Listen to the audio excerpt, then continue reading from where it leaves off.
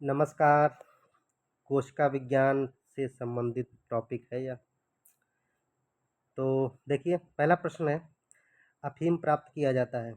अफ़ीम सूखी पत्तियों से प्राप्त किया जाएगा या जड़ों से प्राप्त किया जाएगा या बिना पके फल के लैक्टस से या पके फल के लैक्टस से।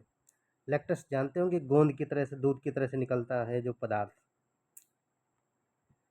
तो या बिना पके फल के लैक्टस से प्राप्त किया जाता है। क्या प्राप्त किया जाता है अफ़ीम?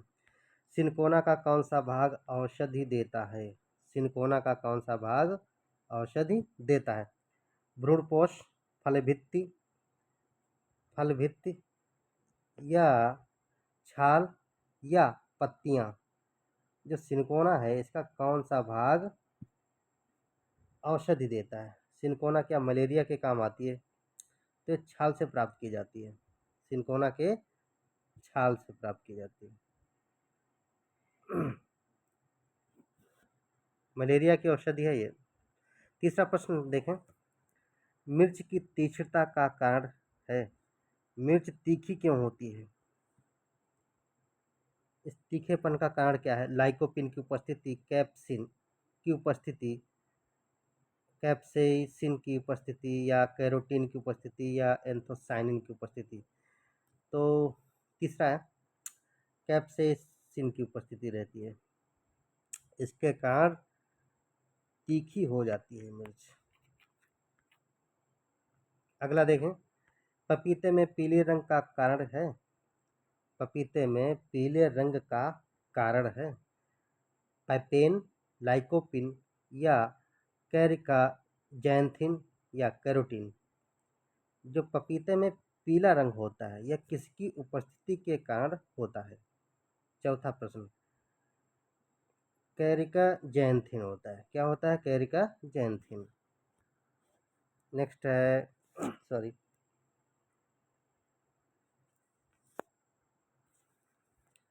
क्या होता है? कैरिकाजैंथिन। गाजर का रंग किसकी मौजूदगी के कारण ऐसा होता है? जो गाजर है उसका रंग किसकी मौजूदगी के कारण ऐसा होता है, यानी कि लाल होता है किसकी उपस्थिति के कारण, जो गाजर का रंग। क्लोरोफिल, फाइकोसाइनिन, फाइकोएरिथ्रिन या कैरोटीन। पांचवा प्रश्न, कह देखिए कैरोटीन होता है गाजर में, तो इसी कैरोटीन के कारण जो है इसका रंग इस प्रकार का मौजूद है। किसका? गाजर का। आसानी से समझ जाइए, कैरट, ठीक है, कैरट गाजर हो गया, उसी में कैरोटीन मौजूद है, इसी के कारण ये इसका रंग ऐसा है। निम्नलिखित में से कौन सा टमाटर के लाल रंग के लिए उत्तरदायी है? टमाटर का रंग जो है लाल क्यों हो जाता है? बीटा कैरोटीन के कारण, एंथोसाइनिन के कारण, लाइकोपिन के कारण, इनमें से कोई नहीं।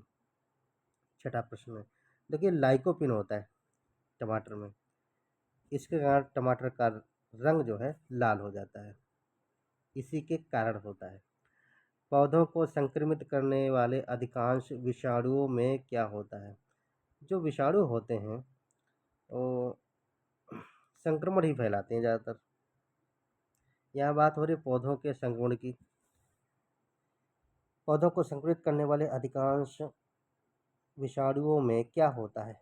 एकल तंतुगुच्छ वाला डीएनए, एकल तंतुगुच्छ वाला आरएनए, दोहरे तंतुगुच्छ वाला डीएनए और आरएनए, दोनों की बात हो रही। केवल दोहरे तंतुगुच्छ वाला डीएनए, यानी कि double strand and single strand DNA RNA की बात की जा रही है।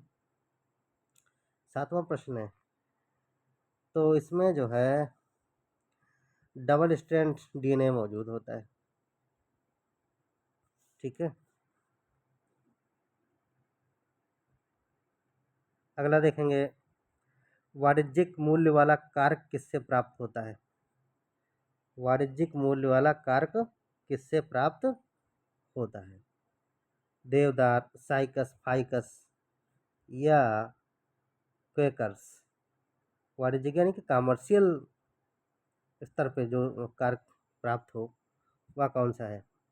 आठवां, तो ये क्वेकर्स में रहेगा। किस में रहेगा? क्वेकर्स में। नेक्स्ट है, मैग्नीशियम निम्नलिखित में से किसका संघटक धातु है? जो कुछ ऐसी चीज़ें दी गई हैं, ये कोशिका के अंदर पाई जाने वाली चीज़ें हैं। तो मैग्नीशियम किसमें पाया जाता है, इसका कहना ये है। मैग्नीशियम जो एलिमेंट है किसमें पाया जा रहा है? क्लोरोफिल में पाया जाता है, डीएनए में या फिर माइटोकॉन्ड्रिया में या राइबोसोम में।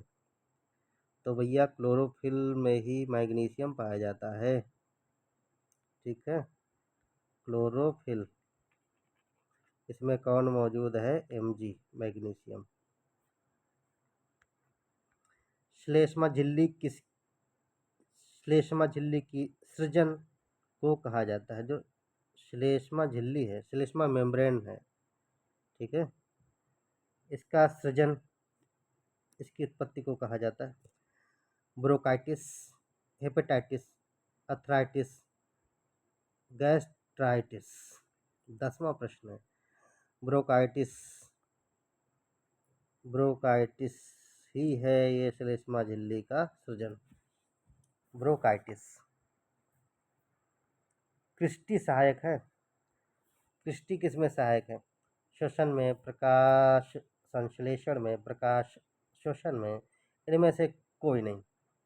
11वां प्रश्न है, जो क्रिस्टी है श्वसन में सहायक होती है, जैसे माइटोकॉन्ड्रिया है, तो माइटोकॉन्ड्रिया ऐसे होती है, तो इसी में उंगली लाइक जो फिंगर लाइक स्ट्रक्चर्स होती हैं, ये इसी पर राइबोसोम्स होते हैं, प्रोटीन सिंथेसिस का काम होगा, साथ ही साथ श्वसन में महत्वपूर्ण भूमिका रहेगी क्रिस्टी की। थ्रेड लाइक स्ट्रक्चर, ये फिंगर लाइक स्ट्रक्चर। परख नली में डीएनए का संश्लेषण किसने किया? देखिए, टेस्ट ट्यूब में डीएनए सिंथेसाइज किया किसने? डीएनए। एनडीएनए समझ लेना भैया। मोदी जी आ गए हैं, सरकार चल रही है 3.0, ठीक है, रोजगार दे तो ठीक है, अगर रोजगार नहीं देती कोई भी सरकार तो वो जीरो है। खुराना ने, वाटसन एंड क्रिक ने, कॉर्नबर्ग ने या नीरेनबर्ग ने? परख नली में डीएनए का संश्लेषण किया किसने किया? 12वां प्रश्न है, कॉर्नबर्ग ने किया। वनस्पति जगत के गैर हरित विषम पोषित पौधे कौन से होते हैं? देखिए, वनस्पति जगत की बात करें, गैर हरित, ग्लोबल वार्मिंग, गैर हरित विषम पोषित पौधे कौन से हैं, अभी चर्चा करते हैं। एल्गी में या फंजाई में, मोसेस में या फर्न में?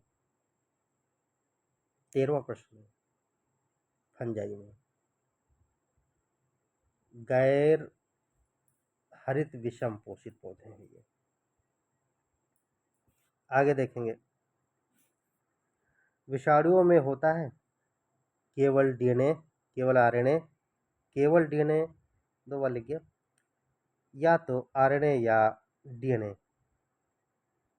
क्या होता है? विषाणुओं की बात करें, वायरसेस जो है, वायरस है, उसमें क्या होता है भैया? ये दोनों मौजूद होते हैं इसमें, या तो आरएनए होगा या डीएनए होगा, इनमें से कोई होता है, ठीक है। डीएनए डबल स्ट्रैंड हो जाए तो भैया बहुत ही ज़्यादा खतरनाक बन जाएगा। शरीर में लगी चोट की मरम्मत के लिए किस प्रकार के सेल विभाजन का प्रयोग किया जाता है? आपको अगर चोट लग जाती है तो वहाँ की टिश्यूज क्षतिग्रस्त हो जाते हैं, और टिश्यूज जो ऊतक हैं वो किससे बने हैं? कोशिकाओं का एक समूह है, और ये कोशिकाएं भी नष्ट हो जाती हैं तो उसको भरने का जो काम करेंगे, नई सेल्स जो बनेगी, उनके मरम्मत के लिए सेल डिवीजन होंगे तो नई सेल्स बनेगी, प्रोडक्शन होगा उसका। यहाँ पर उसकी बात की जा रही है, ये किस विभाजन के प्रयोग द्वारा बनता है? केवल समसूत्रण द्वारा, केवल अर्धसूत्री विभाजन द्वारा, माइटोसिस और मियोसिस दोनों? समसूत्रण माइटोसिस, मियोसिस यानी कि अर्धसूत्री विभाजन, या माइटोसिस और मियोसिस दोनों के कारण, या ना समसूत्रण ना ही अर्धसूत्रण, ना मियोसिस ना माइटोसिस के द्वारा, ये बात कही जा रही है। 15वां प्रश्न है, केवल ये होता है, माइटोसिस होता है, समसूत्रण होता है। इसी के द्वारा सेल डिवीजन होता है, सेल इसी के नई सेल्स बन जाती हैं। सबसे पहले डीएनए को अलग किया जाता है, सॉरी, सबसे पहले डीएनए को अलग किसने किया? किसने किया डीएनए को सबसे पहले अलग? किसने कर दिया? फ्रेडरिक हॉफमेस्टर, अल्ब्रेक्ट कौशल, होवेस लेबन या वाटसन एंड क्रिक? 16वां प्रश्न है। तो डीएनए को सबसे पहले अलग किया फ्रेडरिक हॉफमेस्टर ने, पहला हो जाएगा। 16वां का अगला देखें, निम्नलिखित में से किस एक कोशिकीय कोशिकांग समूह में डीएनए होता है? यहाँ पर कोशिकीय कोशिकांग दिए हैं, सेल ऑर्गेनेलीज दिए हैं, इनमें किसमें डीएनए होता है? सूत्रकणिका केंद्रक हरित लवक, सूत्रकणिका गोल्जी काय केंद्रक, सूत्रकणिका जीवद्रव्यकला और केंद्रक, और हरित लवक केंद्रक या राइबोसोम? किस सेल ऑर्गेनेली समूह में डीएनए होता है, ये बात कही जा रही है। 17वां प्रश्न। तो भैया सूत्रकणिका में होगा, केंद्रक में होगा और हरित लवक यानी क्लोरोप्लास्ट में भी होगा। क्या डीएनए मौजूद होगा? निम्नलिखित में से कोशिका का नियंत्रण करता है यानी कि नियंत्रक केंद्र कौन है? किसका? जो सेल है इसको कौन रेगुलेट करेगा, कंट्रोल करेगा? केंद्रक करेगा यानी कि न्यूक्लियस, प्लाज्मा, लाइसोसोम या क्रोमोसोम? कौन करेगा? यही ऊपर बैठे हैं, यही सब कुछ संभाल रहे हैं, यही आका है इसके, ठीक है। केंद्रक है 18 का ए। कोशिकाओं का आत्मघाती वेग कहा जाता है। सुसाइड वेग कौन सा है सेल का? सुसाइड कर लेता कोशिका खुद चली जाए, किसके कारण? लाइसोसोम के कारण, राइबोसोम्स के कारण, डिक्टोसोम के कारण या फैबोसोम लिसोसोम के कारण होता है। ये कोशिका का आत्मघाती वेग कहा जाता है, सुसाइड वेग कहा जाता है। निम्न में से किन कोशिकाओं में नाभिक नहीं होता है? मूल रोम कोशिका, लाल रक्त कोशिका में, प्लेटलेट्स में, मोनोसाइट्स में? किसमें न्यूक्लियस नहीं होता? कुछ सेल्स दिए हैं इसमें, किसमें न्यूक्लियस नहीं होगा? 20वां, मूल रोम कोशिका में, प्लेटलेट्स में, मोनोसाइट्स में, आरबीसी, ठीक है, रेड ब्लड कार्टल्स, आरबीसी, इसमें नहीं होता है न्यूक्लियस, नाभिक नहीं होता। किसमें नहीं होगा? लाल रक्त कोशिका में, दूसरा वाला।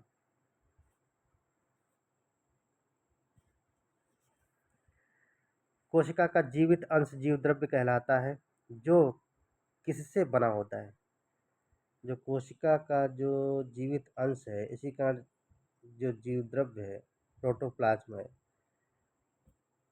ये किससे बना होता है? केवल कोशिका द्रव्य से, केवल केंद्रक द्रव्य से, कोशिका द्रव्य और केंद्रक द्रव्य से, कोशिका द्रव्य केंद्रक द्रव्य या अन्य कोशिकांग से मिलकर बना होता है? क्या जीव द्रव्य जो है प्रोटोप्लाज्म है, जिसमें जीवन संहित रहता है एक तरह से कोशिका का, किससे बना होता है? 21वां प्रश्न है, 21वां प्रश्न है। तो जो प्रोटोप्लाज्म है इसमें क्या क्या है मौजूद, ये बात कही जा रही है। सॉरी, आज कुछ गड़बड़ हो रहा। कौन सा नंबर था? 20वां प्रश्न था, 21वां प्रश्न था, 21, 21 का डी क्या रहेगा? साइटोप्लाज्म यानी कि कोशिका द्रव्य भी होता है प्रोटोप्लाज्म में, केंद्रक द्रव्य न्यूक्लियोप्लाज्म में होता है, अन्य कोशिकांग अदर ऑर्गेनेलीज होते हैं, सेल ऑर्गेनेलीज मौजूद रहेंगे, सेल ऑर्गन्स। कोशिका द्रव्य मौजूद होगा, केंद्रक द्रव्य मौजूद होगा, अन्य कोशिकांग मौजूद होंगे जीव द्रव्य में, ठीक है। यानी कि cytoplasm, nucleoplasm and other cell organelles. Next देखें, निम्नलिखित में से कौन सा कोशिकांग पादप कोशिकांग में पाया जाता है किंतु जंतु कोशिका में नहीं पाया जाता है? ऐसा कौन सा कोशिकांग है जो प्लांट सेल में पाया जाता है लेकिन एनिमल सेल में नहीं पाया जाता? क्लोरोप्लास्ट प्लांट सेल में मौजूद होता है। Endoplasmic reticulum, mitochondria, ribosomes. कौन सा इसमें एनिमल सेल में नहीं पाया जाता है? भैया क्लोरोप्लास्ट, इसके कारण पत्तियों का रंग, इस क्लोरोफिल मौजूद, इसी के कारण क्या है, पत्तियों का रंग हरा होता है। तो इंसान को हरे भरे होने की जरूरत नहीं, वो अलग तरीके से हरा भरा होता है। तो ये एनिमल सेल में क्लोरोप्लास्ट नहीं पाया जाता। चिकनी अंतर्द्रव्य जालिका अनुपूरक कार्यों में से एक कार्य बताइए। एंडोप्लाज्मिक जो रेटिकुलम है, इनका एक कार्य बताना है, किस तरह से प्रोटीन संश्लेषण करेगा, लिपिड संश्लेषण करेगा, या जैव अणुओं का भंडारण करेगा, या विषैले पदार्थ का निर्विषीकरण करेगा। क्या करेगा? 23 का है। एंडोप्लाज्मिक रेटिकुलम है, अंतर्द्रव्य जलिका है, जो विषैले पदार्थ को हटाने का काम करेगी। डीएनए की पॉलीन्यूक्लियोटाइड श्रृंखला में क्या समाविष्ट होता है? यानी कि जो डीएनए की जो पॉलीन्यूक्लियोटाइड्स है, डीएनए की जो चेन है प्रकार की, पॉली माने बहुत सी, लंबी चेन, इस श्रृंखला में क्या मौजूद होता है? एक नाइट्रोजनी क्षार, डीऑक्सीराइबोस शर्करा फास्फेट समूह, या एक नाइट्रोजनी क्षारक राइबोस शर्करा या फास्फेट समूह, डीऑक्सीराइबोस शर्करा राइबोस शर्करा फास्फेट समूह, या केवल एक नाइट्रोजनी क्षारक या फास्फेट समूह। जो डीएनए की पॉलीन्यूक्लियोटाइड चेन होती है, इस ग्रुप में क्या होता है? 24वां प्रश्न है।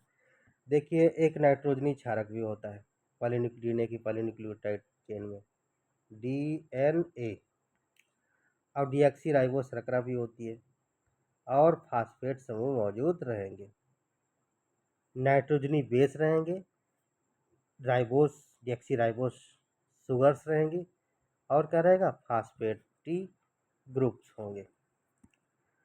पहला वाला सही है। आरएनए का प्राथमिक कार्य होता है प्रकाश संश्लेषण, प्रोटीन संश्लेषण, प्रतिकृति बनाना, या अनुवाद करना। आरएनए की बात हो रही है, तो भैया सबसे पहले जो आरएनए काम करेगा, भाई बहनों, सबसे पहले जो आरएनए कार्य करेगा वो प्रोटीन सिंथेसिस का काम करेगा।